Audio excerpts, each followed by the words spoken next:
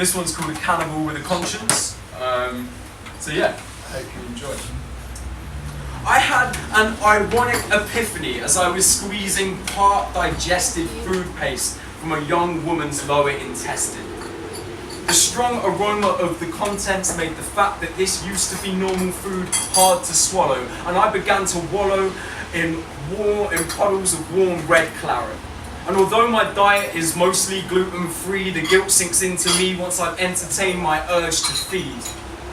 The dreams of many end at my mouth, and the lies of all of them end in screams and shouts. The soundtrack to my evenings is often blood-curdling, as through the process of boiling I try to create crimson cheese. The smell of burnt hair swarms my warm, tiny flat as skin cooks and curls into human crackling in my oven.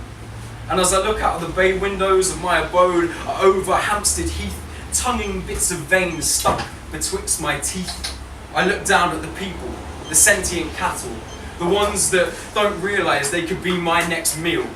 Cannibalism is the last taboo, and my conscience knows it. Feelings of doubt cloud my head as I finish breaking bread made of bones which I ground down, but I am no giant. Just a tortured man with no friends and a yearn for companionship. But the idea of friendship drunk shit when I think of dinner parties and the thought that they'd find all of my meals slightly too hearty. But again, I think of the people out there in the heath, and my face drops as I see one crossing the street and into the path of an oncoming van, and I cry deeply as it tears them in half from hand to hand. Because yes, I am a cannibal, but I'm also a man. My conscience rules my emotions, but my stomach rules my dinner plans. The moon and I held hands today, the moon and I held hands. Below the clouds were thick and grey, and soft winds blew the sounds. Around us planets whizzed and buzzed, bright glowing, vast and grand, and pixies beckoned me towards their darkly sparkly lands. Wild dragons swooped and loop-de-loops swirled fire all around, and on their backs proud warriors did with proud faces stand. 1,000 angry drummers drummed together in a band, on clumps of silver acorns tied on one long golden strand. The feathered queen looked down and with a clump of feathers fanned, she blew the space rocks north to make the universe expand. The colours, noise and wildness, not one single action planned, and all the while I stood and looked, the moon's hand in my hand.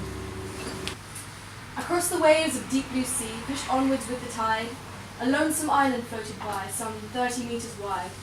The swirling foamy water, glistening lavender and jade, tenderly lapped the island shore and subtle imprints made. Upon the island just one thing inhabited its space, a giant arching willow tree, magnificent to face. Its tall, majestic trunk stood firm upon the ground so white, its long gnarled roots spread wide around to hug the island tight, and bursting from the silver trunk the willow branches splayed, a giant earthy fountain where the flowing offshoots swayed. Like octopus's tentacles the leafy branches coiled, enchanted by some natural magic drunk up from the soil. And when the daytime faded and the moonlight beamed its light, the twirling dancing branches did like fireworks ignite. Much faster did they whirl and flail, these branches that now flamed, the thick trunk whipping vines around like animals untamed.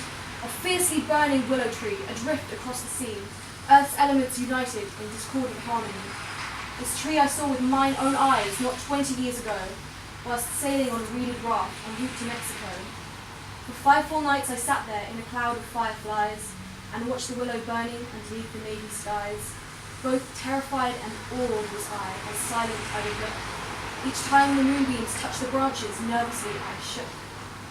And when the sun rose up at dawn, the trees enchantment fell, and slowly sounds of pulsing waves revived me from my spell. Unwilling did I drift away towards the far-off coast, abandoning the source of joy that terrified me most. I could have bobbed forever there among the fireflies, but such a sacred vision was not made for human eyes. I picture it still drifting somewhere on the ocean wide, below the purple sunset where the albatrosses glide, and wonder if I have the strength to find the tree once more, that eerie, lonesome willow tree, castrated from the shore. It's called A Tale of the Neurotic Chickens.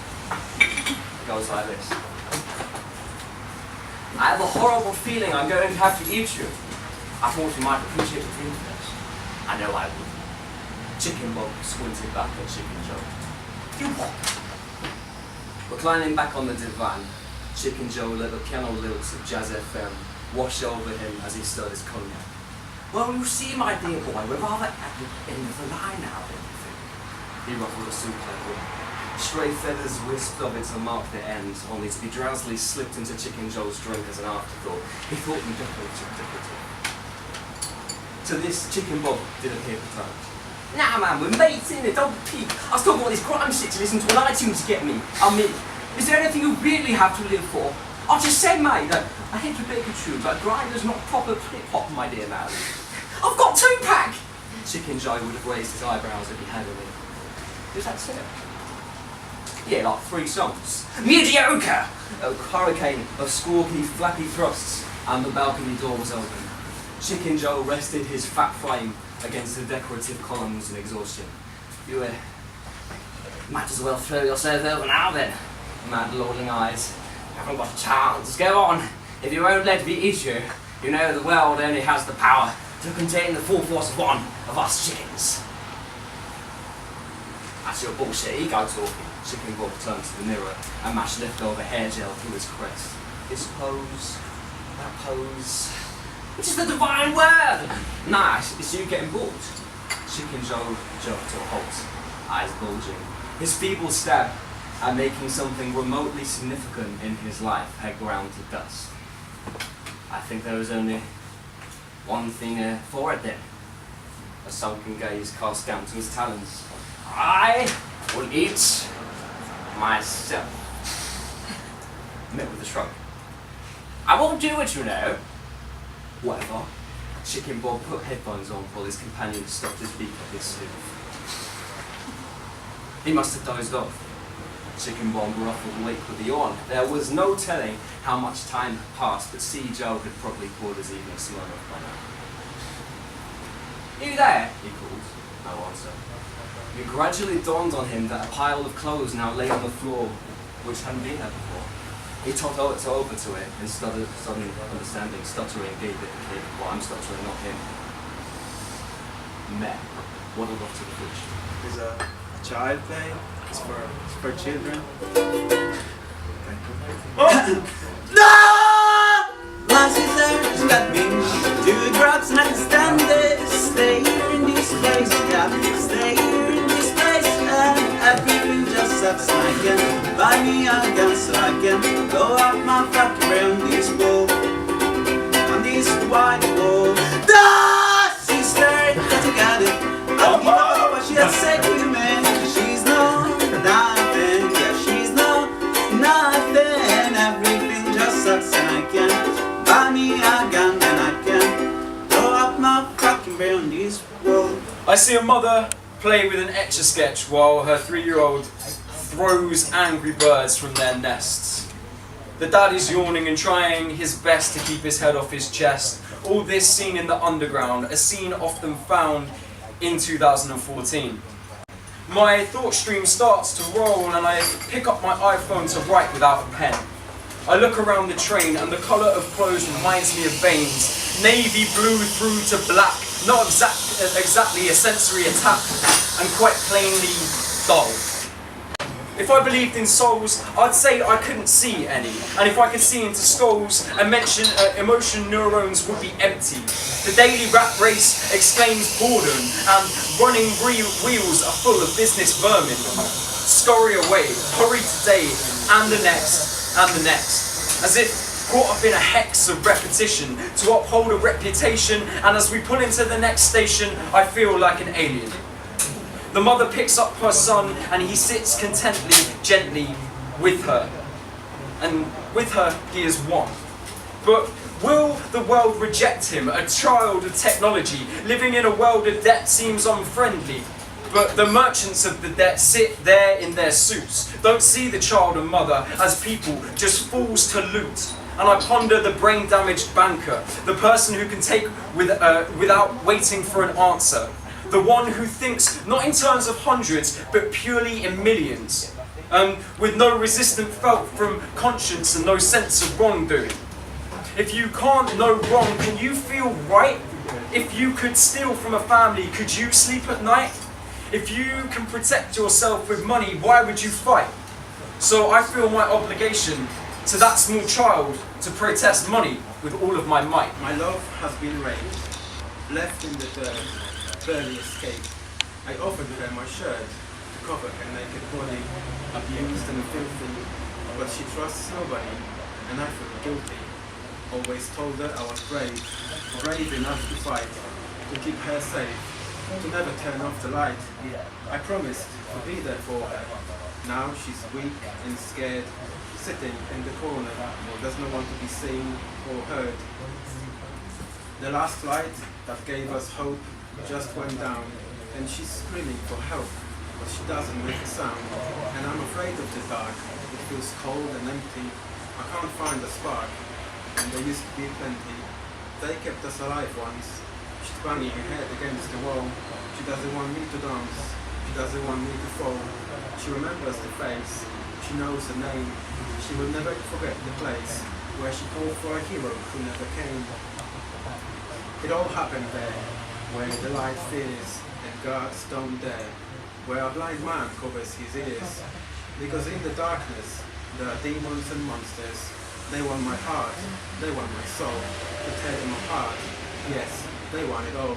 They sent for me once before, but I told them to fuck off. Now they are back for more, and I am not strong enough. Oh, unholy creature of cold breath, that brought us the longest winter, and left my love for death. Fucked, beaten and broken, on the coldest ground, with her wounds still open, took off her shiny crown, left her feeling like a whore, and she saw the world, looking in through an open door, but they didn't say a word. There was silence in their eyes. She didn't want to live, her life was based on lies, and she had nothing left to give. Trying to pass time, no money, dragged down, scraping along, no motivation for anything, unhappy. I've got a square face, at least that's how it looks from glances reflected in the glass of another TV. Set up to fail, glued, right there to one spot in one room, and all the things I could and should be doing go right out the window. Stone, in veg mode. Voluntarily temporary quadriplegic, yet again, nothing gets done. The days start to merge, the nights start to blur, and all of a sudden I can't remember a word. My morals start to turn, the loss starts to burn, and I'm thinking, have I lost everything that I've earned? Put my life on hold, lose track of my goals for a couple of beers and a cheddar cheese roll. My plans start to fold, and I can't keep hold of my ambitions and missions. I need a refill of coal, keep my fire alive, keep pushing to thrive. Don't forget what I'm here for and why I'm alive. See these temporary pleasures, these half the type of pleasures. I'm just wasting my time searching for the wrong kind of treasures. Is it all worth it? Because deep down I'm hurting. Keep assuring myself that I don't deserve it. But I know I do. I'll no longer be a fool because I can feel my heart turning black and blue. And the glue that holds my sanity together. I can feel it starting to weather. I'm losing my grip. I'm starting to slip off the edge of a cliff like a bad acid trip. See, I'm speaking in metaphor because I can't explain myself. I think I'm ready to say, Lord, I need some help. I had a dream, which was not all a dream. The bright sun was extinguished, and the stars did wander darkling in the eternal space. Rayless and pathless, the icy earth swung blind and blackening in the moonless air. Morn came and went and came and brought no day. And men forgot their passions and the dread of this their desolation, and all hearts were chilled into a selfish prayer for light. And they did live by watchfires, and the thrones, the palaces of the crowned kings, the huts, the habitations of all things which dwell, were burnt for beacons. Cities were consumed. And men were gathered around their blazing homes to look once more into each other's face. Happy were those who dwelt within the eye of the volcanoes and their mountain torch. A fearful hope was all the world contained. Forests were set on fire, but hour by hour they fell and faded, and the crackling trunks extinguished with a crash, and all was black. The brows of men by the despairing light wore an unearthly aspect, as if by fits the flashes fell upon them. Some lay down and hid their eyes and wept, and some did rest their chins upon their clenched hands and smiled, and others hurried to and fro, and fed their funeral pyres with fuel, and looked up with mad disquietude on the dull sky, the pall of a past world, and then again with curses cast them down upon the dust, and gnashed their teeth and howled. The wild birds shrieked, and terrified did flutter to the ground, and flapped their useless wings. The wildest brutes came tame and tremulous. The vipers crawled and twined themselves among the multitude, hissing but stingless. They were slain for food. And war which for a moment was no more, did glut himself again. A meal was bought with blood, and each sate sullenly apart, gorging himself in the gloom. No love was left. All earth was but one thought, and that was death, immediate and inglorious. And the pang of famine fed upon all entrails. Men died, and their bones were tombless as their flesh. The meagre by the meagre were devoured. Even dogs assailed their masters, all save one. He was faithful to a course, and kept the birds and beasts and famished men at bay, till hunger clung them, or dropping dead lured their lank jaws. Himself sought out no food, but with a piteous and perpetual moan, and a quick desolate cry, licking the hand which answered not with a caress, he died. The crowd was famished by degrees, but 2 of an enormous city did survive, and they were enemies, and they met beside the dying embers of an altar place, where had been a heaped a mass of holy things for unholy usage. They raked up and shivering scraped their cold skeleton hands, the feeble ashes, and their feeble breath blew for little life, and made flame, which was a mockery. And they lifted up their eyes as it grew lighter, and beheld each other's aspects, saw, shrieked, and died. Even of their mutual hideousness they died, unknowing he who was upon whose brow famine had written fiend. The world was void. The populous and the powerful was a lump, seasonless, herbless, treeless, manless, lifeless, a lump of death, a chaos of hard clay. The rivers, lakes, and oceans all stood still, and nothing stirred within their silent depths. Ships, sailorless, lay rotting on the sea, and their masts fell upon piecemeal. As they dropped, they slept on the abyss without a surge. The waves were dead. The tides were in their grave. Bless you. The moon, their mistress, had expired before. The winds were withered in the stagnant air, and the clouds perished. Darkness had no need of aid from them. She was the universe. The moon is hiding, the eye is swinging, the snakes are sliding, birds wigging, singing. There are no more words for nature, and its tale is often told. One that burns in my soul, sun shines gold, and all gets low. Well, it's like I live in the country, but it's pretty near the shops. Down my little lane, I've seen 13 cars filled with cops with MP5s, heckling pots, heckling a habitat of hippies living off the land. Was this plan? My soul swims naked in a stream, a single flower in a vase. Cloak and dagger makes me stagger. It's a drag, yeah? Velocity, it can't be cool. Haven't you heard? It's just a word, a 4-letter word. It's nothing like being yourself. That's fine, okay. Falling rain makes the earth smell alive, floating in a world of change. The sun rising, setting its patterns, the things that matter. A revolution that will bring no war. One day we're going to wake up. She had a face that outshone the sun in the skies. My heart plucked like a harp. Home is where the heart is, stone bricks and mortar. Wash away like water, take me where my heart lies. Waterfall down the mountain, stars graze skies. Bending trees in the wind, ancient oaks hold ground outside the burial. Flower sunlit morning, dew glistening in the rays that hit. Grass bling, green blades filled with life.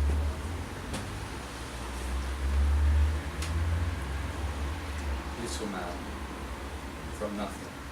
Tonight, given something, caffeine tablets, held out towards a split head, taken apart by lies, blessed esophagus, smoke-laden room, an oasis reflected in light, serene eyes, chapped lips, we all trip up sometimes. A sensuous, sensitive sentiment, serenity and serendipity.